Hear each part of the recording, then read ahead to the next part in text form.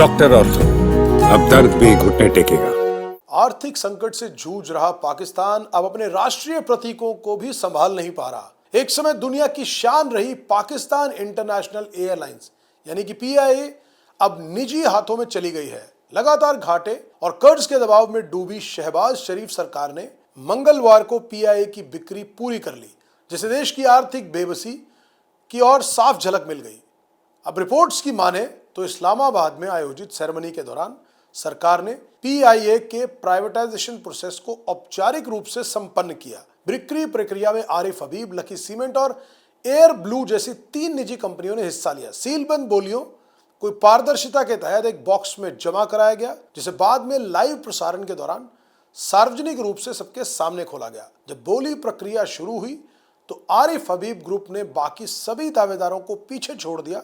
सरकार द्वारा तय रेफरेंस प्राइस यानी कि 100 अरब रुपए रखा गया था, लेकिन आरिफ हबीब ग्रुप ने इसे पार करते हुए 135 अरब रुपए की सबसे बड़ी बोली लगाई। मुकाबले में लकी सीमेंट ने कड़ा रुख दिखाया, लेकिन आखिरकार आरिफ हबीब की बोली स्वीकार कर ली गई। अब जानकारी के अनुसार सरकार ने इस डील में पीआईए की 75% हिस्सेदारी बेचने का प्रस्ताव रखा था। सफल बोलीदाता के पास अब 90 दिनों के भीतर बाकी 25% हिस्सेदारी खरीदने का विकल्प होगा। अनुबंध के अनुसार इस बिक्री से प्राप्त राशि का 92.5% हिस्सा एयरलाइन के पुनर्निर्माण में निवेश किया जाएगा, जबकि 7.5% हिस्सा सीधे पाकिस्तान सरकार को स्थानांतरित किया जाएगा।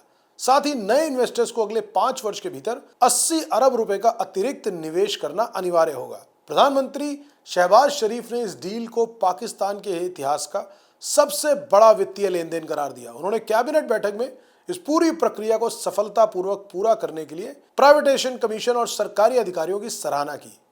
प्रधानमंत्री के मुताबिक यह कदम पाकिस्तान की अर्थव्यवस्था को स्थिर करने की दिशा में आवश्यक था। हालांकि आलोचकों का मानना है कि यह कदम देश की मजबूरी का प्रतीक है। कभी दुनिया की सबसे प्रतिष्ठित एयरलाइंस में गिनी जाने वाली पीआईए अब कर्ज, कुप्रबंधन और भ्रष्टाचार की वजह से अपनी पहचान खो चुकी है। जहां 1970-80 के दशक में पीआईए को अन्य एयरलाइंस के लिए मॉडल माना जाता था, वहीं अब इसके विमान तक उड़ने योग्य स्थिति में नहीं बचे।